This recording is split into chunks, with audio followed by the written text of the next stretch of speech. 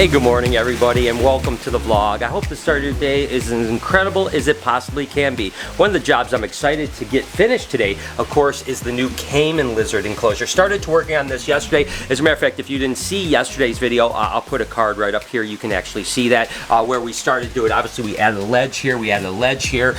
We need Lori to come back and seam all this.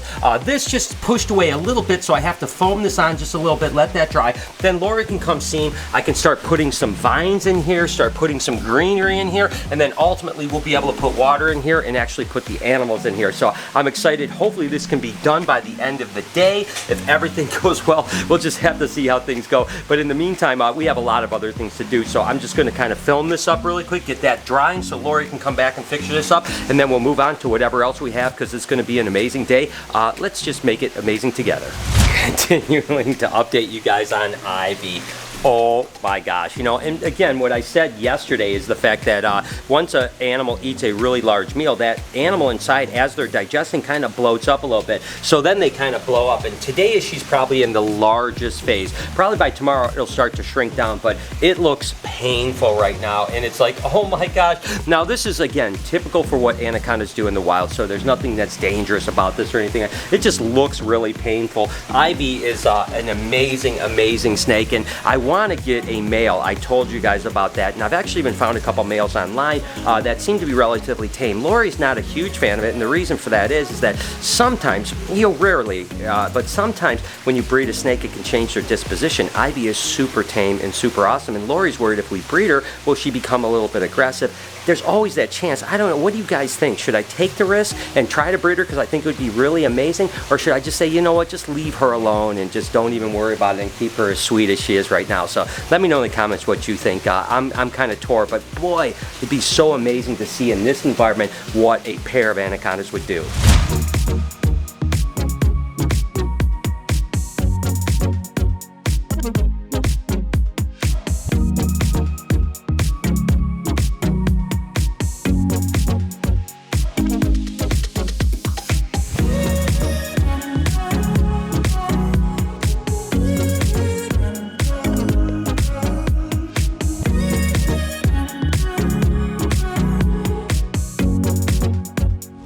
Before Lori gets going with all the seaming, I want to make sure I can just give her kind of a full palette of things that I want here so that she can kind of seam things out. I think I'm going to just put this right here, if I'm not mistaken. I think that's what I'm going to do. I can screw right into this here because this, of course, is that polyurea background. So I'm just going to go ahead and see if I can't get a screw in here to kind of keep it here. And then she can actually go back and seam this. I think this will be good. I'm gonna probably, gosh, she might be mad at me for this because kind of got her messed up over here, but I just want to, again, have more opportunity for them to climb, which I think will be really good for them. So I'm just going to screw this one piece in down here just to make sure this isn't secured in place. Like that. And then she can hopefully seam all around to this. And I think that's good. And then the only other thing I think I need to add as far as kind of finishing cage is the foliage, you know, greenery and stuff like that. But now she can come back, seam these edges, and then I have to just think of where I might want to put plants. But again, just another little climbing area, just so it has like a little jungle gym of areas, lots of options. Get really close to the heat lamp up here, get as far away from it as it wants to. So, okay, now it's up to Lori. You know, Brian was doing all the work trying to put the enclosure together for the Caiman, so I figured I gotta do the fun stuff. Got my little red-headed Caiman here, and I'm gonna feed him snails, because snails are one of the really huge points of nutrition for these guys. We really got to make sure he's able to eat these things, and like these guys' jaws when they're older, they're so strong they can actually crush through them. It's pretty cool. Like he holds it there like a dog, like, oh look, I'm so proud of myself. I'm so proud. So these guys are actually a South American lizard. You know, the tegu is the largest one, but these guys get pretty close to being one of the bigger ones out there. Now, these guys are actually found in pretty swampy, more woodland type areas. Like this is actually probably a mixture of a more semi-arboreal lizard here. What really makes them really cool and unique is that they're actually kind of an aquatic lizard.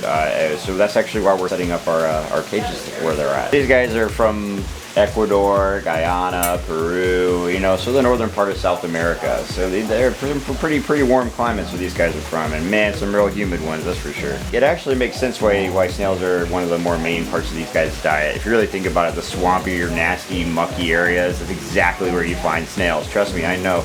I lived in the South for a long time, and man, that's you find those a lot in the swamps, that's for sure. As usual, it's my job to go behind and clean up Brian's messes. So he went and foamed a bunch of these rocks and things in here for this new enclosure. So now I gotta go behind and clean that up, and then silicone and dust to make it look nice and pretty. So I guess that's on my docket today.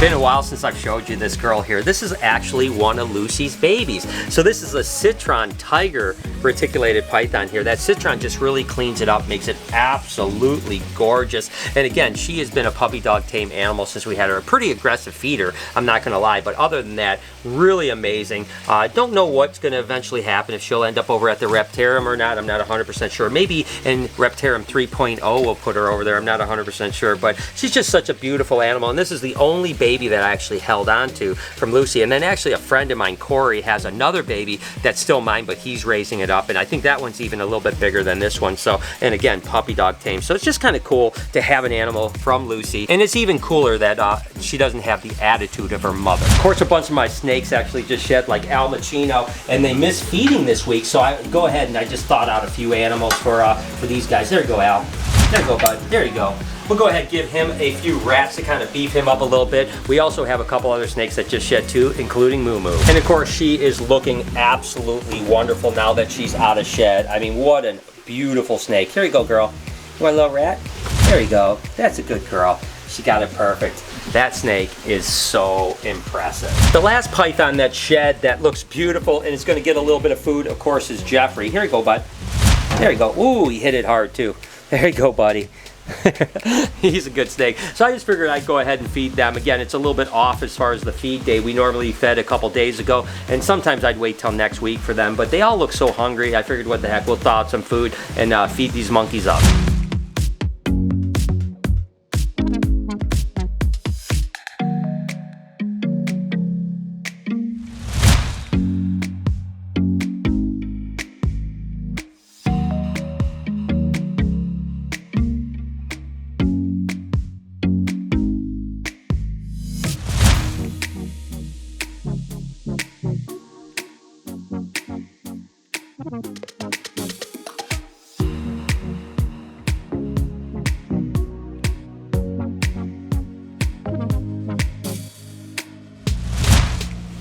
Hey guys, so I'm actually doing a few of my regular tasks of the week and stuff like that, and so I figured we'd take you along, show you guys some of the stuff I do. Right now I'm actually filling up a little bit of water for Toothless, because Toothless, just like a lot of our monitors here, are always in some level of perpetual stress shed, especially the little young guys growing up. This is the moment I get to actually use Enrichment to actually get these guys to be a little bit more tamer, a little bit more cooler with us, actually even want to come out, you know what I mean? These guys actually thrive in water, especially Asian water monitors. Where are you? Oh, it's you're like up Batman there. up there. Justice.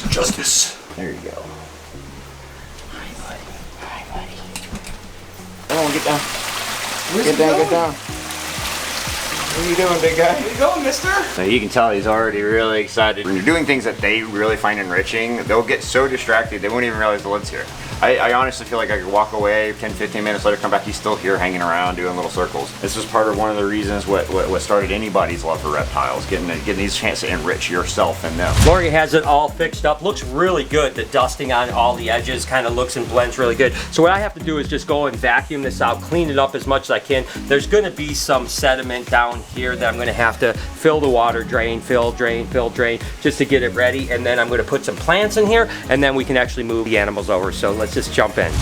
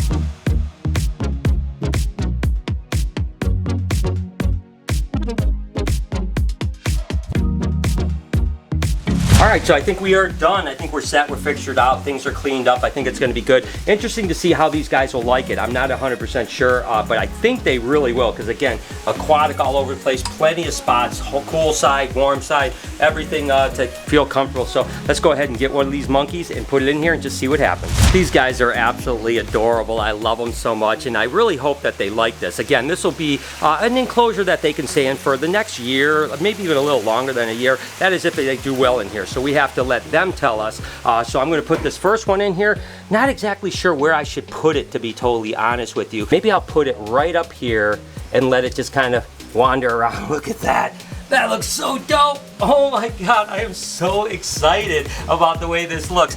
That is, oh my God, I'm even more excited than I was before. Look at how great that looks. So, all right, so I'll get them in here, get them settled in, and that's it, guys. Tell me what you think about down below. I just think that's like the perfect picture. That's what I envisioned in my head, that you would see these guys if they were in the Amazon and you found them. So I'm over the top happy with the way this enclosure turned out. So if you have any suggestions for me, let me know down in the comments what you think, and I'll keep you guys updated on how they're doing. Just a couple things to open really quick. This one is actually Autism Anglers, but it says time sensitive, open ASAP. Do you think it's, I mean, why would it be time sensitive? Is it maybe like perishable? I don't know. I don't know, No so idea. let's go ahead and open it up and see. Here's a letter Maybe for they you. just didn't want you to wait. Don, and he has a son, Landon, who is now 8 and diagnosed with autism. And he, 2 years ago, started a nonprofit organization called Autism Anglers. And April is World Autism Awareness Month. So Oh, that's why it's awesome. Well, this is really time-sensitive. cool. This is super cool. You could do this as a mask As too. a thank you, yep, for being a part of our daily lives. this And is being awesome. a great mentor to so many people, please accept this limited edition. Oh my Only gosh. 36 printed gosh. of their 2020 Autism Acceptance t-shirt. Well, thank you so much, guys. And we, I'd love if you'd wear it. oh my gosh, I will totally wear it. Check it. This is a colorful shirt. This is a cool shirt. I love it. Right size, large. You guys did good. That is awesome. I will absolutely sport that. I promise you, I will sport that. That is cool. So thank you so much. By the way, I can't wait to get back to, we do a sensory night here every month when we're open. And it's one of my favorite nights of the entire month, to be honest with you. So we can't wait to get back to that. That would be pretty awesome. So what do we have here? Tell me that's what I think it is. Oh my gosh, no, this is cool. That's awesome. Look at that. I'm a peacock, dude. You're gonna let me Oh fly. my gosh, this is so, little okay, Noah. I This know. little Clearly, tiny I think Noah. that must have came off my Facebook page. Oh my gosh. So we did the tour last March and are dying to see the expansion. Watched you every day. I'm down 100 pounds since November. Oh my and gosh. Plan on treating myself to another tour. Larry Oh my Schaefer. gosh! Well, congratulations on 100 pounds. And this was actually, I remember this. This was at a zoo. Yeah, the Detroit Zoo. The Detroit Zoo, and we went up to a peacock that was behind us. This is when Noah was probably like, I don't know, maybe 5, 6, something like that. I'm not even sure. So thank you. I can't wait to see That's funny. Can't wait to show see what him. Noah thinks about that. That's gonna be. And then last thing, really quick, we're gonna unbox this from North Dakota, and it's Piper Keck. So all right, what do we got here? Whoop! Hope that wasn't a note.